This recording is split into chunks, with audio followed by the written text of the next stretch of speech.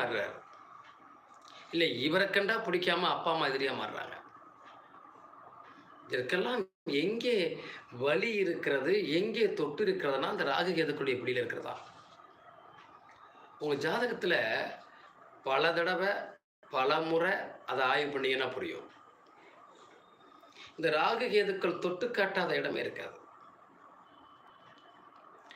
5ஆம் இடத்து அதிபதியும் லக்னாதிபதியும் போய் ராகு கேது பிடியில மாட்டிக்கிட்டாங்க. ஒரு கேது பிடியில மாட்டிக்கிட்டாங்கன்னு வச்சுக்கோங்களேன். சார் இவர் ஆன்மீக பணி, ஆன்மீக தொன்று, மற்றவங்களுக்கு நல்லது செய்யறது எல்லாமே பண்ணுவார். பெரிய அளவில் தொழில் பண்ணுவார், அச்சீவ் பண்ணுவார். பெருசா சம்பாத்தியம் எதுவுமே இருக்காது. சாமியார் மாதிரி நெல்லை கொண்டு விட்டுருவோம்.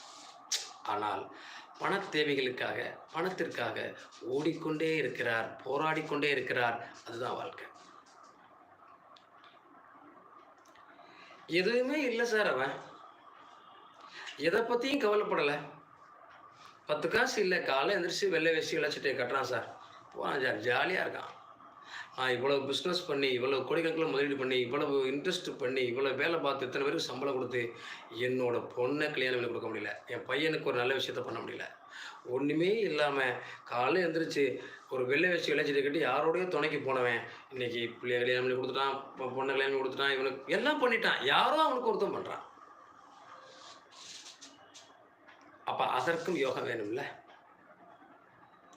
நான் எல்லாம் இருந்தும் ஒன்றும் இல்லாதவனா இருக்கேன். என்னை பார்த்து எல்லாரும் சிரிக்கிறான். இவ்வளோ பெரிய பிஸ்னஸ் பண்ணி இவன் என்னத்தை கிழிச்சான். ஒன்றுமே இல்லாதவனா இன்னைக்கு எப்படியே வந்துட்டான். உலகம் பேசும்.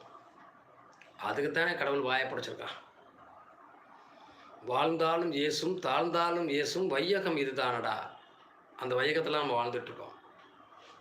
அப்போ இப்படிப்பட்ட உலகத்தில் நம்ம வாழ்கிறோன்னா இந்த உலகம் நம்மை எந்த வகையில் பார்க்குது? அது பார்க்கறதுக்கும் நம்மளை தூத்துறதுக்கும் கடவுள் வச்சிருக்கிற வினை என்ன? நாம் ஏன் தான் போராடுறோம்? பல தடவை நான் ஒவ்வொரு ஜாதக ரீதியாக நான் எடுத்து பார்ப்பேன் சார். கடுமையான உழைப்பாளிகளாக இருப்பாங்க.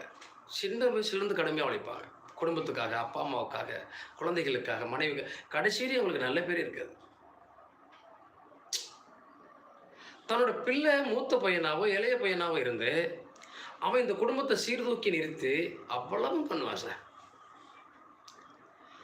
ஆனால் அவன் சில நேரத்தில் ஏதோ ஒரு வார்த்தைகள் பேசுகிறான் அல்லது ஏதோ ஒரு இழப்புகளை சந்திக்கிறான் அப்படின்னா மொத்த குடும்பமும் அவனை பேசும். உடைய செயல் சரியில்லை, உடைய திட்டம் சரியில்லை, எதையாவது பண்ணி இழந்துட்டு இருக்க.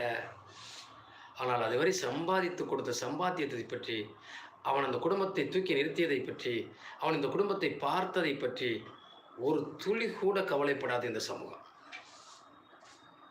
வெட்கக்கேடு. வெட்கக்கேடான உலகத்தில் வாழ்ந்துட்டு இருக்கோம். கடுமையின் உச்சியில நம்ம இருக்கோம். அப்போ இந்த ஜாதகத்துல இந்த அமைப்புகள் இருப்பதனால தான் நம்ம போராடுறோமா? நிச்சயமாக, சத்தியமாக. ஜாதகத்தை நீங்க கண்டிப்பா உங்களுக்கு புரியும். என்னடா இவர் இப்படி சொல்றாரு நீங்க நினைக்க வேண்டாம். காலத்தின் கட்டாயத்தால் இது நிச்சயமான உண்மை. ஒவ்வொரு மனிதனும் யோசிக்க வேண்டிய விஷயம் சார் இது. இந்த ராகு கேதுக்கள் பிடிக்கல, சூரியன் சந்திரன் மாட்டிக்கிறது, ராகு கேது பிடியில 5ஆம் இடம் மாட்டிக்கிறது, கடக ராசியில் ராகு கேதுக்கள் அமர்ந்து கொள்வது, இதெல்லாம் ஒரு மனிதனை போராட செய்கிறது, துவட்டி துவசம் பண்ணுது. இது உங்கள் ஜாதக அமைப்பில் இருக்கான்னு மட்டும் பாருங்க. அப்படி கடுமையாக இருந்தால் அந்த சோதனைகளை நீங்க ராமபுரான் நிறைய போராட்டங்களை சந்திச்சார். ஒரு நாட்டோட ராஜா, அவர் சந்திக்காத போராட்டங்கள் இல்லை. ராமரை வழிபாடு செய்து கொள்வது, பரசுராமனை வழிபாடு செய்து கொள்வது, பகவான் பெருமானை வழிபாடு செய்து கொள்வது, இதுவெல்லாம் இந்த கடுமையிலிருந்து நம்மளை குறைக்கும். ஆதிசேதன், ஆதிசேஷன், ஆதி ஜெகநாத பெருமாள் இவர்களிடம் வழியிடுவது, இந்த ராகு கேதுக்குள்ள பிடியில மாட்டிட்டு இருக்கக்கூடிய நிலைக்கு அவங்க தான் மறந்து போட முடியும். இன்னும் சொல்ல போனால் இந்த ராகு கேதுக்கள் குறிக்கக்கூடிய